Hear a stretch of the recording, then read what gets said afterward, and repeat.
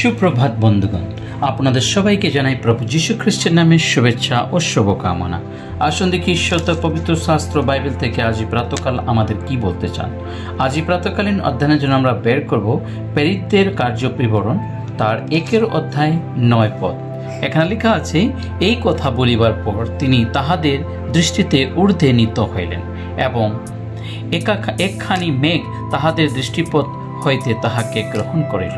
ঈশ্বর তার এই সুন্দর বাক্যে আমাদের সকলকে আশীর্বাদ যুক্ত করিল। আমেন। হ্যাঁ বন্ধুগণ, এই কথা বলিবার পর তিনি তাহাদের দৃষ্টিতে ঊর্ধ্বে নীত হলেন। ইহা প্রভু যীশু খ্রিস্টের বিষয়ে বলা হচ্ছে।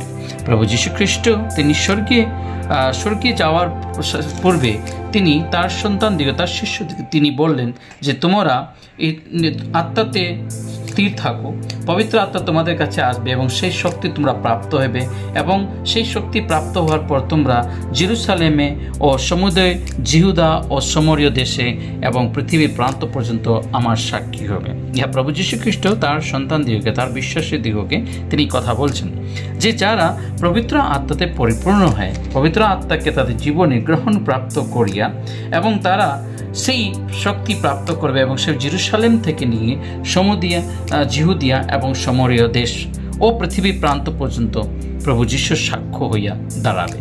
এই কথা বলার পর প্রভু যীশু খ্রিস্ট তিনি স্বর্গের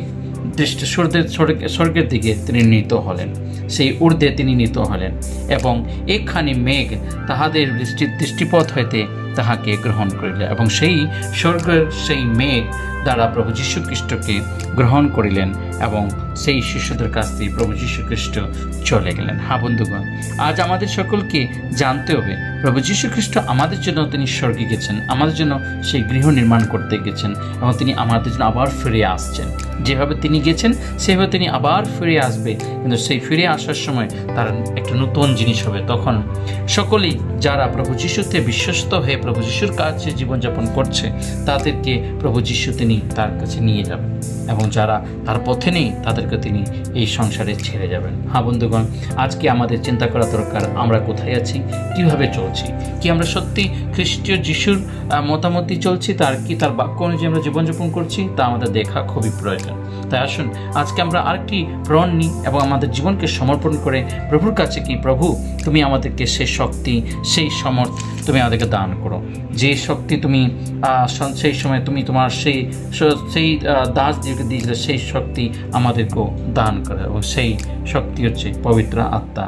তাই যে সেই পবিত্র আত্মা আমাদের জীবনে যখন আসবে আমরা সেই শক্তি প্রাপ্ত হইব এবং সেই শক্তি দ্বারা আমরা এই পৃথিবীতে এই এখনকার সময়ে আমরা চলতে পারবো। হ্যাঁ বন্ধুগণ, পবিত্র আত্মা ছাড়া আমরা কিছুই করতে পারবো না। আসুন সেই পবিত্র আত্মার জন্য আমরা প্রার্থনা করি। পবিত্র বাহিনীর সদা প্রভু তোমায় মহান ধন্যবাদ করি আজকের সুন্দর পবিত্র দিনের জন্য। আজ এই পবিত্র প্রাতকাল থেকে নিয়ে সারাটা দিন তোমাদের সঙ্গে সঙ্গে থাকো, তোমার পবিত্র আত্মা তুমি ঢেকে রাখো, পাপ অন্যায় অপরাধ ক্ষমা করো, বিশেষ তোমার সেই শক্তি দ্বারা তোমাদেরকে পরিপূর্ণ করো। এই ক্ষুদ্র প্রার্থনা যিশু তোমার পবিত্র নামে চাই, আমেন।